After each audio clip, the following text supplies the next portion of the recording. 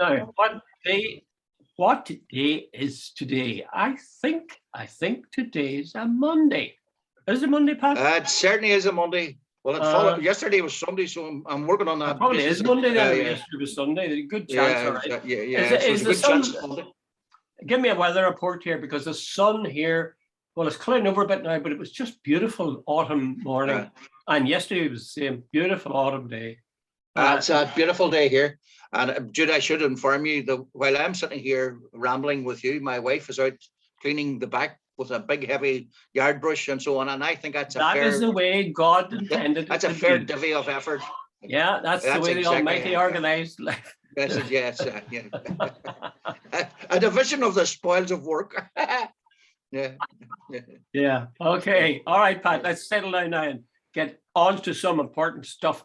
The thing is dominating everything on the TV and newspapers and everything is this Frost man, and he's getting very frosty about the way things are working out with regard to the protocol. And they've moved now from the thing about being unhappy with the protocol in terms of trade, and never getting down to the nub of it. They say we're unhappy with the role that the European Court of Justice might play. Yeah. So it looks like maybe I was going to say the Irish, but the Europeans can't win, because these guys are going to be do the crocodile. You give them something and come back again. What do you think, Pat?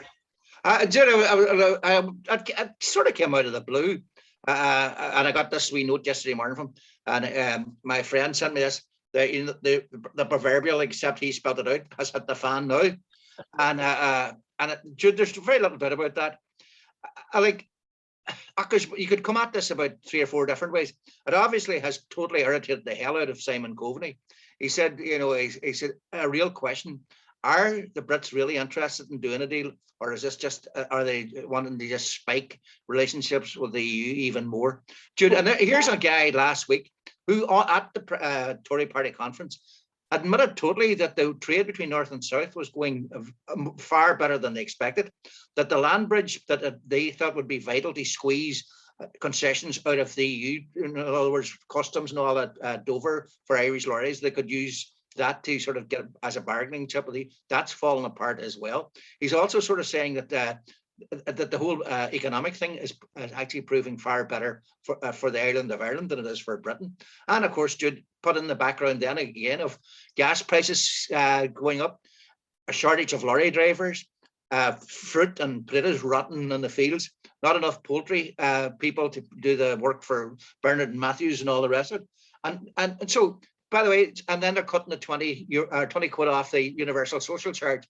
So what do? Start around and totally deflect what's going on in your own country by starting a row with the EU. Now, do you think it's a distraction then? I think so. I genuinely do, because there's no other reason for it. There's in such deep shit. There's no other word for it. That I think they're going to use this. And Jude dominated the whole. He released this on, I think, Saturday evening. It was the lead story in the Daily Telegraph, the Tory Telegraph, on Sunday. Simon Coveney reacted to it yesterday, and Coveney has said what they're trying to do now in regard to this European Court of Justice is a red line that they fully know well that the EU cannot move on. They won't, because the EU has vested interest in this, and the last thing they're going to do is hand over control of it to the Brits. Mm-hmm. It's fairly certain. So the European Court of Justice, the role it was to play was, if there was difficulties, it'd be in a position to make a judgment or contribute towards a judgment, at least, I think they said. But here's the thing, Pat. Do you think Simon Coveney was wise to get into this? Because one of the cards that the South played, or the Dublin government played, was the fact that this is really between the UK and the EU, not between the UK and the South of Ireland. So is Simon maybe jumping in where it might have been wiser to stay? I take it that was Frost's smart-ass comment. I don't do negotiation by Twitter. But I think it probably, in Coveney's case, he has been working, I think, around the clock, from what I can gather from the various media reports. He's been up and down and on the phones and working the phones and talking to various people in Brussels and Belfast and Birmingham and any place else you care to name that starts with a B. But he's basically I think probably frustration, and I think as well. He said we had what is it, Jude? On Wednesday, the EU are announcing a package of recommendations to overcome some of the difficulties. So it looks like the Brits are getting the retaliation in first, or at least Frost is. He's going to Lisbon tomorrow, and he's going to talk to a group of diplomats. So, in other words, I think that he's heading off any recommendations they have at the pass to ensure that they won't, anything the EU comes up with won't get acceptance. Yes, because the EU has been saying that they're going to offer, they're going to make the deal as good as they possibly can. Possibly can. So they're signalling that they're going to be quite generous in the way they interpret the withdrawal bill or the protocol. But listen, Pat, you said that Frost might be using this as a distraction from stuff rotting in the fields and all sorts of stuff. Yeah. Would it be possible that Simon Coveney is using his contribution, which I say doesn't follow a pattern that they adopted before when they say it was the EU, not the South of Ireland? Would he be looking for a bit of deflection, because after all, he's going up to Armagh. Is it this week? And a lot of people in the South don't like that at all. No. In fairness, I think this is that's a different road. No, I think this one is purely about the EU UK. Yes, I realise that, but I'm wondering, is he? Jude, I don't think so. Like that'll be a row of a different horse of a different colour, if you know what I mean. I don't think this one impinges. I think definitely no. Jude, that's a sort of a side issue. It's not an issue that's, I don't think you can tie the two together. I genuinely don't believe that. I don't think it's distraction. I think Coveney is really pissed off with what's going on. Like that. Hey, Jude, let's get this clear. There was no mention of the European Court of Justice up until a couple of days ago. It was never flagged up as a major issue. And now Frost is trying to say you just weren't paying attention. Like, is he saying the whole of the EU weren't paying? Barney, van der Leyen, all the rest weren't paying attention. And now a minor issue is now going to unravel. The stitch that's going to unravel the whole pattern. I mean, I would have thought that for somebody like Frost to talk about people paying attention is crazy, because after all, he was the one that negotiated, or was part of the negotiating team that got the withdrawal bill and got the protocol. Yeah. So, maybe he wasn't paying attention when it happened. Do you know what strikes me? I was trying to think of comparison between the way the Brits are acting with regard to this and the way it might exist in another setting. Suppose I bought a car. Yeah. And I go back to the garage 6 weeks later and I say, I want you guys to put some add-ons to this. I quite like a reversing camera, and I'd like, sensitivity. Leather seats. And maybe, you put in leather rather than this cloth seats we have. Or alternatively, you could knock off a couple of £1,000 on the bill that I'm paying you. You'd be thrown out of there. There would be no question of that.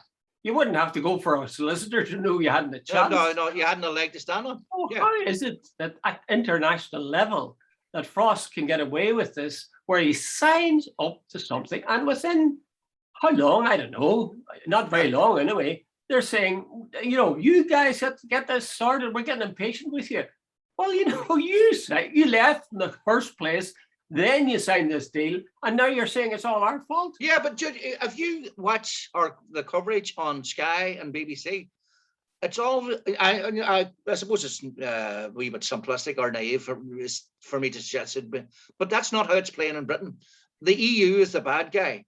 The EU, the big bad EU. We want Brexit. Britain goes it alone. We're and this is the sort of crap they're selling, and their people are buying it. And Jude, Bobby McDonough, who was a former British ambassador to Irish ambassador, to London. He said the other day, he came out with a very, very good line. He says, "I'm amazed." He says that the British media are going along with this. He says they're almost sort of like ignoring the fact that the emperor has no clothes. They're basically going. And he says the fact that they are actually sort of going along with the lie. Well, I'm not sure that there mightn't be some change, because I don't know if you saw the BBC's Question Time on Thursday night, I think it is. We tape it and watch it on a Friday. But the Fiona Bruce, the chairperson, was making the point that the audience, which isn't, it's only about a half audience because what it used to be. But she said, she made it very clear that the majority of the people here in this audience have voted Brexit or would be in favor of Brexit. And that's because the majority of people voted for Brexit. So we've tried to, make proportions as close as possible to the general population. But virtually, certainly 99, maybe, she asked eventually if they put their hand up. They were being very critical of the whole way Brexit was being dealt with and the way things were going and the rotting in the fields and no jobs, no lorry drivers to do jobs. Yeah. Practically the entire audience who had voted, many of whom had voted for Brexit, were now really, really cheesed off for the way things were turning out. So she was saying this, are you sure? Have I made myself clear? Like, I'm asking you, put your hand up if you voted for Brexit. And they all said, yeah, or a certain number, huge number. And then she says, now, how many people are critical of the way things are going? And every hand in the bloody place went up. Yeah. But someone, I haven't thought it through totally, but would it not be in Frost's and Boris's interest to, because of all this thing, that to deflect the blame for all this from themselves to the intransigent EU? And I've got an 83-seat majority now. This is the deal I would have got had I been able to get it back in, and so on. And this was a bad deal. So, but now that I'm in this position, I can renegotiate. In other words, no principles, no honor. My word is my bond. Dude, I don't know. Like, sit up here. Let me put it this on the record. I know, and I'll ask you when I'm finished with this one. If I was the EU, I would simply say, right, that's enough. Go ahead. And let's, by the way, Jude, the French are so pissed off with Britain, it's unbelievable. I think we're coming on maybe onto the migrants thing, but they were supposed to pay 54 million quid, the French authorities, for doing work at Kelly to prevent people going across. They haven't paid a penny of that. And the French foreign minister, whose name escapes me, I think he's Darman or something like that. He actually was on Sky on Saturday, and he basically says, why are we paying to protect you? Well, here's just a brief, quick one now, and then we'll move on to the next heading, perhaps. Is there any, is it the case that the Brits are speaking the truth and the unionist leaders are speaking the truth when they say there's real difficulties in trade coming from Britain to the north of Ireland? Jude, it's hard to buy that. Now, there's some stuff missing on the shelves, but Jude, do you see anybody queuing at the pumps? Do you see anybody going hungry? Are the supermarkets empty? Well, are business people finding it? What business people are finding it difficult? What business people are finding it difficult, I wonder? Jude, the statistics don't back up that claim. Like Stephen, I hear it's Stephen Kelly on the Manufacturing Northern Ireland or Northern Ireland Manufacturing spokesman. He says basically he said trade is basically like water; it'll always find its own level. When people couldn't get trading with Britain, they started trading the south. The figures are astronomical, and they're growing very, very quickly.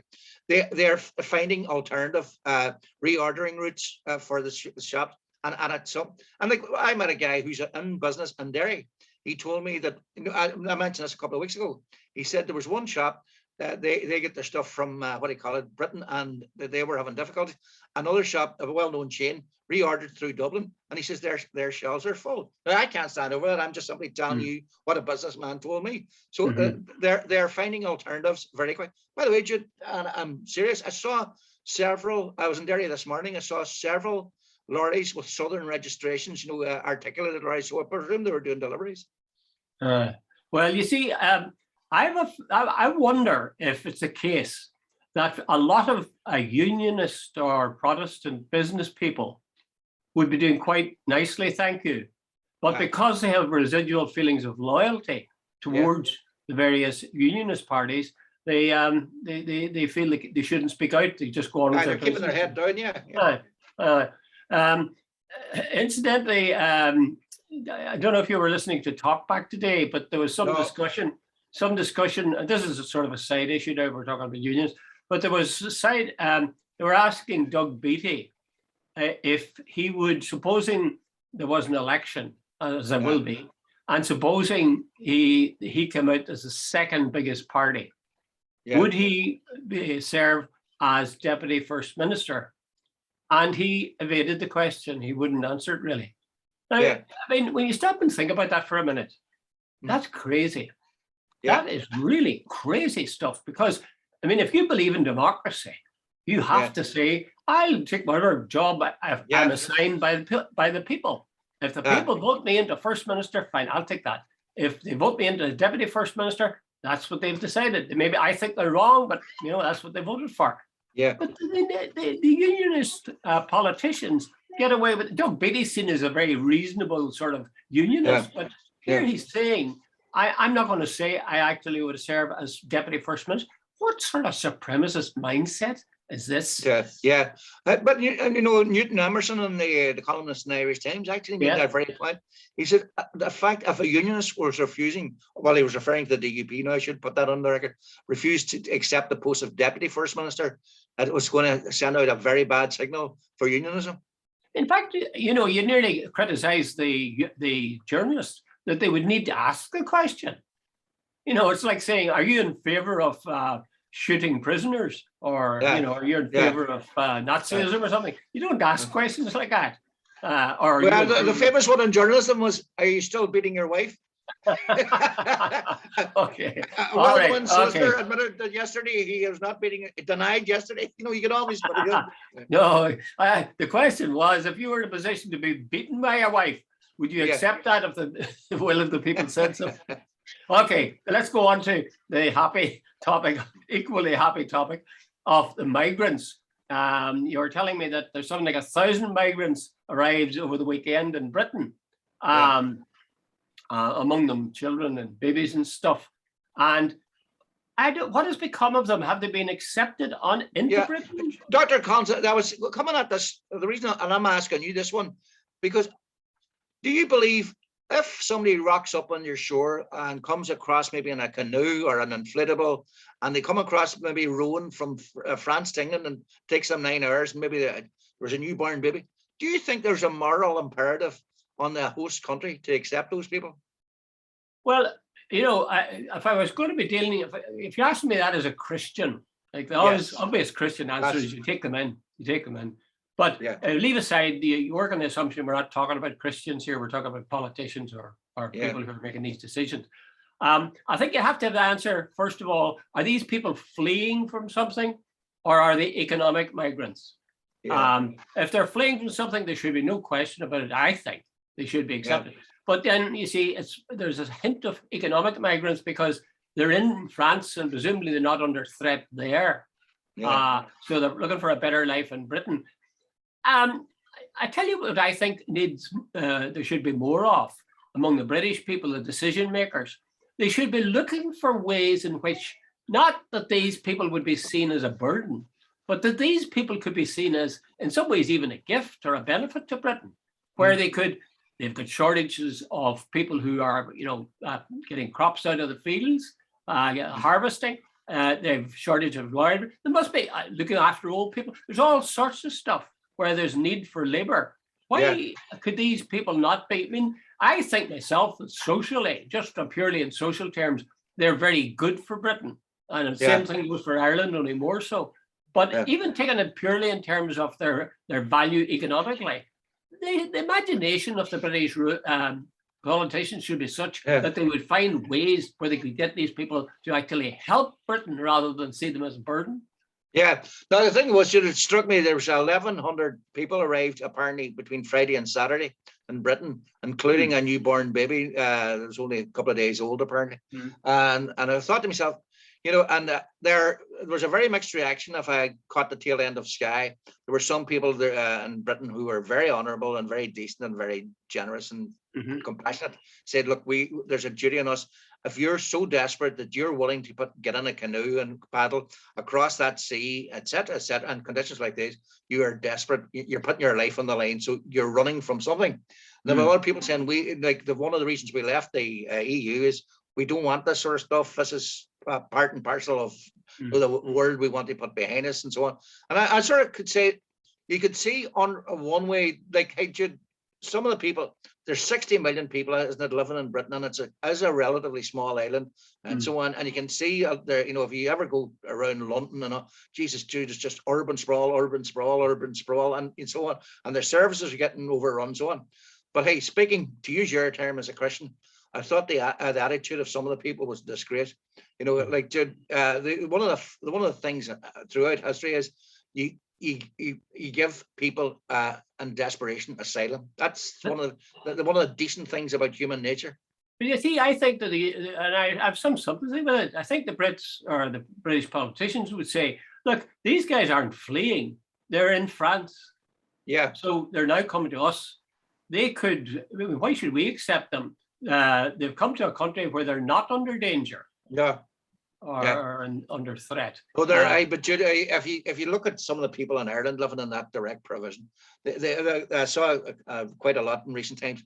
Some of the food, they've taken photographs of some of the food. Jude, you wouldn't offer it to a dog. Burned sort of potatoes and garbage sort of food, served up in them sort of what do you call them? That sort of tin-like foil tin things, like yes. Not a plate even, and everything tastes. The probably better taste of the plastic bag it came in than when it's cooked.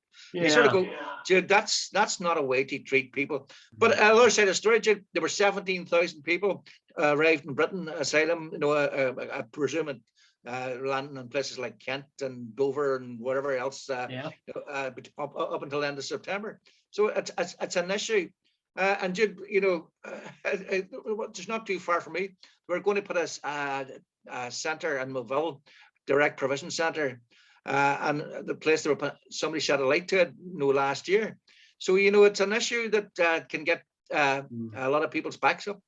Well, I'll come back to that in a second, but one of the things that was striking me is that Britain and the US have been forever meddling and regime change and so on in these countries. And that's part of the reason you have so many bloody migrants, because these states have then fallen apart, especially after the Brits and the leave. So this is crap of their making. So that's a very good. That's a very good point. They're following the British missiles back home. Yeah, exactly. There's too much of a tendency. I think there's an underlying tendency to see migrants as being sort of like the way people here, and this is a hard truth to say, but the way Irish people treat travelers. Yeah. We see them at their best as being kind of dirty and a bit violent, and you need to make sure they don't steal stuff. And for God's sake, don't let them get into the pub or have a drink. That's the truth of the way Irish people look on travelers. So I guess that's the way the Brits would look on, are taught to look on these migrants. And I think it's an unfair picture. Well, it is an unfair picture in both cases, because if you keep treating people as if they're likely to get into a fight or steal stuff or, do all sorts of bad things, that's what they'll do. Muhammad Ali was there's funny. I was reading social media yesterday. Muhammad Ali was quoted that he went to Russia, and he said when he came back, he said, "I think one of the things about Russia is our propaganda." He says, "I went training in Russia, and he says I went running in the morning, and he says I went to places where I'm sure they never saw a black person, but he says I felt totally secure. Nobody came near me. Nobody," and he says, and so on.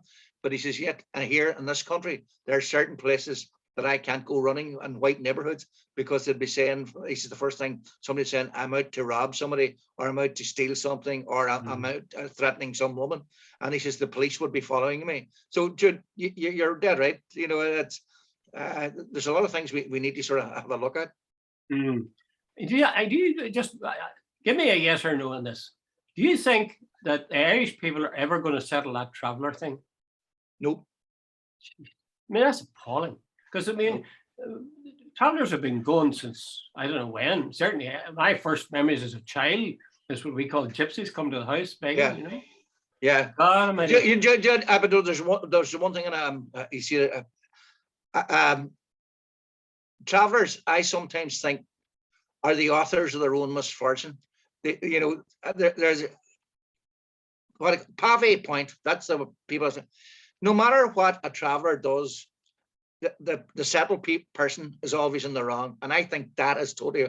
See, if travellers get involved in an incident and are responsible for it, it would help a lot if somebody came out and said, no, they were in the wrong there and they shouldn't have been doing that. The same way, Jude, by the way, the same rules should apply if the settled person who's involved with the traveller is in the wrong.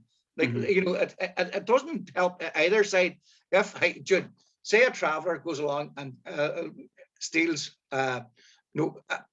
petrol out of 6 or 7 parked cars, and then he's caught and somebody tries to say, no, well, like, settled people do that too. That's a circular argument. I agree. I recognize that actually, because I remember when I was a student, I used to go to England and work in the factories, and there was I think it was West Indian guys, or maybe they were African students who were working as well as us. And halfway through the night shift, we'd go up to the canteen to get our dinner. So we'd line up, and the black guys were forever jumping the bloody queue. And people would say, get back in the back of the queue. And they would say, it's because I'm the color of my skin. So that really cheesed me off, because I think the same rules should apply to everybody. That's the point, exactly the point I'm making. That's what non-discrimination looks like. Okay, let's go to number 3, which is the happy topic. Wow, I can hardly believe the figures. The Irish, the south of Ireland, the 26 counties, the unoccupied part of the country is roaring ahead. I mean, it's like, I don't know, all their birthdays are coming at once. How is this possible, Pat? These projections. Jude, I didn't read this until Friday. They had budgeted or predicted a deficit of 20 billion for the year because of COVID. Yeah, it's actually 7 billion less. It was 20 billion something, and it's now 13. So Michael McGrath said we're actually 7 billion better off than we thought we'd be. No, instead of 20, I think 20.5 billion and deficit, it's 13 something. So they're basically 7 billion. But he says there's going to be no splurge. He says we'll just pay down the debt quicker. But Jude, they are saying that the reason is been the deficit. By the way, Jude, that's some decrease in the deficit over a couple of months. The spending levels in the Republic and the exports are going at a hammer like hell rate, and it's working for them. And Jude, we mentioned it on Friday, and I think we mentioned last Monday, the prediction for the growth is 15.6% for the year, which is unbelievable. And I think we are, if not the predicted growth rate in the world, the biggest. I think we're second. I think Luxembourg possibly might have a bigger growth rate, but I don't think so. I think we could actually 15.6 strikes me as way off the charts. Well, tell me this: do you think it was by design or incompetence that they gave the higher figures, or lower figures, unfavorable figures for the economy earlier on, and now they're saying, oh no, it's not as bad. It's much better than we thought. Is that incompetence, or have they some sort of design by doing that? No, Jude, I think, I don't know if it's incompetence either. Jude, here, let me tell you, you can always use a local story just to prove something. But here, right, last week or the week before, myself and my dear wife went down, I think I told you this before, to a wee hotel in West Donegal. The place had been closed for about 7-8 years, and it's now open. And the day we went there, and we just stayed overnight, it was packed. Jude, 20 years ago, on a late September day or early October, more likely, that place would have been shut up for the winter. It was bunged, and I mean bunged. See, Jude, staycations, all the people who didn't go across to Spain, they're all sitting at home, and we are quite a well-off economy. So all those staycations and all the other things, people are buying new cars. They're going out for meals. They're staying in hotels. And one of the women we were talking to down in that hotel said they were busy all week and the next week, and she wasn't even sure if they were closing for the winter. You don't think there's any chance? Yeah, well, that's fair enough. But I mean, whoever's in the but repeat that across the country. The people in charge of the country are not the country. It's not a country. It's a state. In charge of the state, they should be giving surely accurate figures. I was wondering, I have a very nasty, suspicious mind. I was thinking, is it possible that they give the bad figures or the lower figures, first of all, so that when they came back and said, oh no, it's actually not, we're really much better than we thought we were, it'll look even better. You know, you get people That's very that are saying, cynical, oh Dr. God, Collins. we're down the drain. And then these guys say, it's okay. So a marginal improvement will look fantastic if you think you're going down the plug hole. Well, yeah, I think you're very cynical there, Jude. God bless you. Poor Maureen, loving me you. But, you know, no, Jude, I don't think so. You see, Jude, I think even that's taken the politicians and the economists by surprise. Genuinely, by the way, Jude, it took me by surprise. Like, I went past that hotel 3 or 4 years ago and saw it sitting up there closed. And they come down, and by the way, 2 or 3 people had attempted to get it up and running and so on, and they didn't succeed. And now they're to go past it and see about 50, 70 cars outside it on a late evening on September, you know, early October. It's amazing. Well, could it be that the figures that they're using, this is one of the things that worried me. Could it be, you know, we talk about 15% improvement in the next year. Is that being compared with last year? Because last year might have been really low because there was lockdown and everything else. Would that be an unnatural? No, it's 50. Well, it's 15% growth in the economy this year. I presume it's compared to last year. Compared to last year. Hey, but last year. No. Last year, despite the COVID, was still quite a good year economically. I think the growth was something like 5.5% last year, despite everything. Wow, amazing. I see, incidentally, where they've opened today, in fact, a new Irish port, as it were, at Dunkirk, to cater for these containers, these that are container ships, avoiding the land bridge. And they give some figures for the number of trips that boats would take, ferries would take. And it's gone up from something like 12 to 44 or something a week, which is astonishing. So it must be working, you know. They're losing time. I think it's taking more. Well, it is taking more time, whether they like it or not. But they figure it's well worthwhile because they've got all that. They're avoiding a lot of the motorways. They're avoiding the bureaucracy at Dover. Now they're losing time on the sailing, but they reckon one thing sort of balances out the other, so there's no big loss. Hey, Dr. Collins, here, you mentioned it earlier on, and I know it's not on our agenda, but I'm definitely coming on it. Do you agree that Simon Coveney and Jack Chambers should go along to this Armagh meeting or ceremony? The reason I asked, by the way, apparently there was 4 or 5 Fianna Fáil TDs quoted in the Sunday Times yesterday as saying it's causing them serious kickback in their constituencies. So I'd have to preface my decision about this with whether or not you're casting me as someone who wishes the government well, or someone who wishes the government. Dr. Collins, would I do that in you? I'm asking a very simple question. Well, I'm telling you, if I was a supporter of the government, I would be very concerned that they would be so bigoted as not to go to a religious service, which is there's no political dimension to it at all.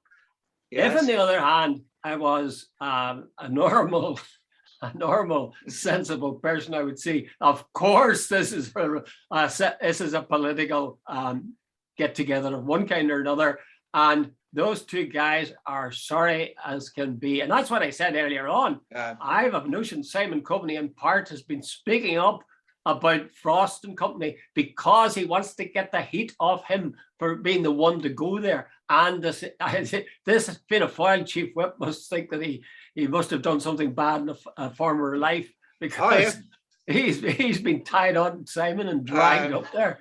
Jude, I got involved in a bit of a discussion or debate or even a row on social media on Saturday with a number of people. Jude, I don't buy this for a second. See this thing marking, Jude, in Ireland, when and it says to mark the foundation of the Northern State. That second bit makes it a celebration or a commemoration. Of course. I think it was somebody said that on the. There was a little Shinner woman. I've never seen her before. A young woman, quite small, seemed to be, on Sunday Politics yesterday, And I think she said something to that effect, that she was asked this question, but sorry, I don't know. She said, you've got to finish the full title of it, you know, to mark the partition of Ireland, establishment of thing. And when you talk about marking the foundation of the state, Jude, like, by the way, Jude, I'm repeating myself because we have this conversation, but when you're talking about marking, what's that mean? My understanding is it's a commemoration.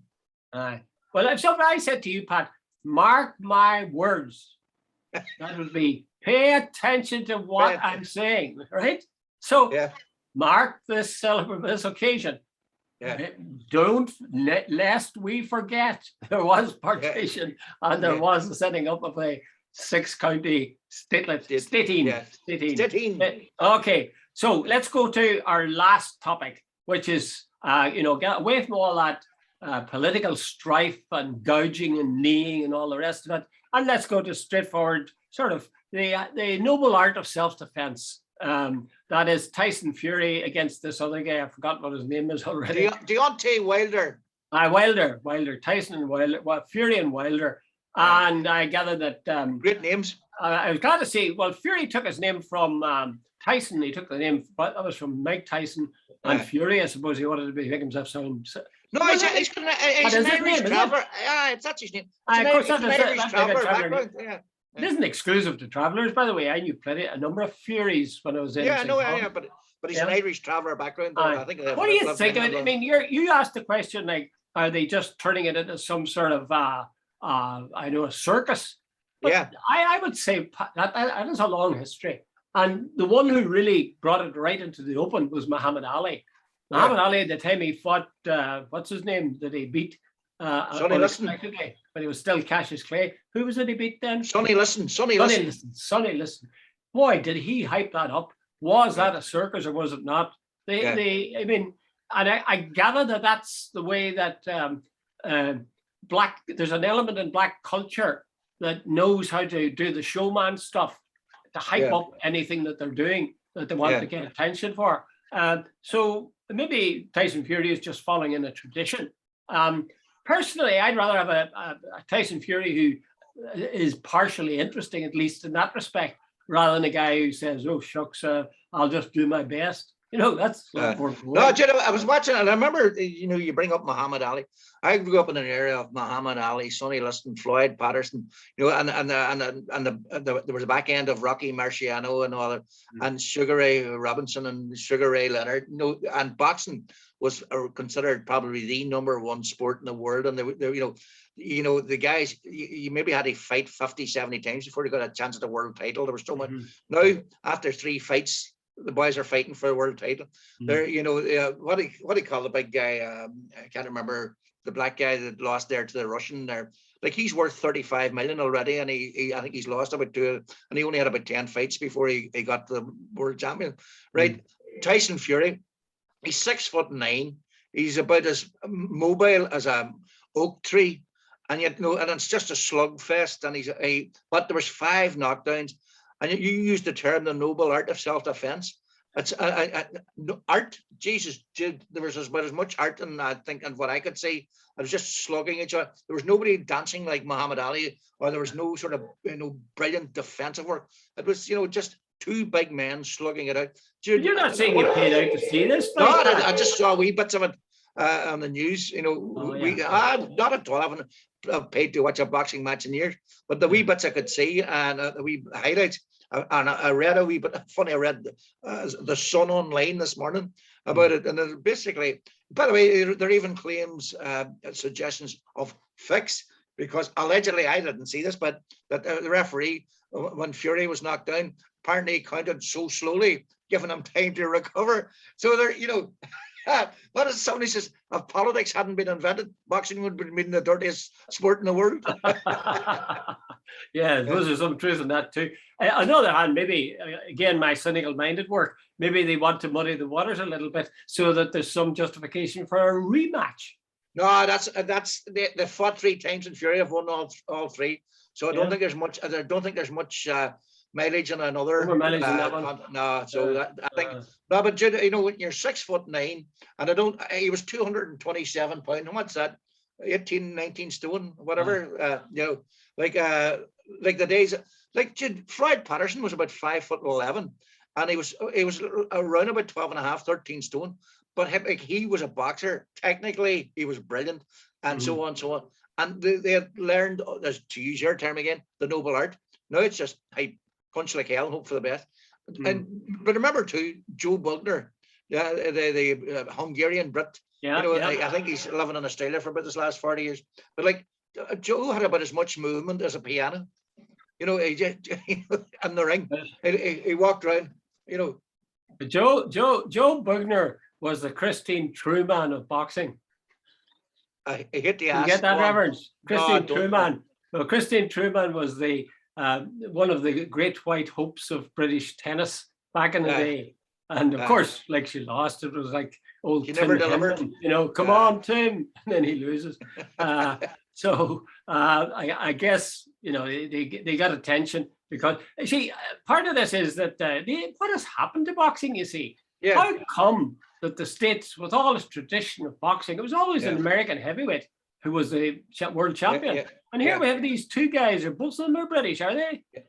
No, Deontay Wilder's American. But Jude, one States about Americans. Yeah. I just think there's something fishy going on whenever the Americans but the couple of big Russians, like these boys are 6'6" and 6'7". Jude, what's that? They used to claim the Irish way back in the 1800s won most of the world titles. If you're hungry and you're desperate, it gives you great motivation when you get into the ring. See, when you're nice and well off. No. Well, I'll say this last one now, and you probably won't agree with me, but I would just say this. I think in some ways, if I'm honest, that boxing appeals to my lowest sort of nature. I enjoy seeing boxing. I really have a good boxing game match is really worth. I love it. Used to love it anyway. Yeah. But I mean, what are you doing? You're saying I want to watch two guys trying to knock each other to pieces. It's senseless. That's just it's primitive. Absolutely. We should be beyond that really and find ways of competing that are not that. Don't you think? I agree with you. There's something very wrong. But anyway, Dr. Cons, will leave it in this. I have come to the conclusion that boxing is more a circus than a sport. I think you're right, Pat. I think all things considered, it's more just a circus. And in that case, I suggest they fold the tent and knock it off. They were giving out about footballers, heading the ball. Hey, these guys are just hitting each other. That's all. Can you imagine getting hit by somebody like your man? Like one thing he can do, Tyson Fury, is like how much. Remember the old saying about old boxers being punch drunk? They were actually soft. It was brain damage. They weren't punch drunk. Just two words getting hit by a car. What's that? Two words. Muhammad Ali. Yeah, Muhammad absolutely. Ali, as we knew him and as he was before he died. Yeah, exactly. If that doesn't sort of send a message, nothing will. But clearly theest money in it, so it's going to go. Okay, Pat. All the best, Jude. You haven't a joke to give us before we go then? Most of the jokes I hear, by the way, are not suitable for retelling. Well, yeah, you just have to find some clean ones. I know you clean find that difficult. Yeah. But you must have some. You must have some clean-minded friends. Hey, the last time I sent you a joke, you couldn't have even told it. Okay, bye. Good luck, Jude. Bye.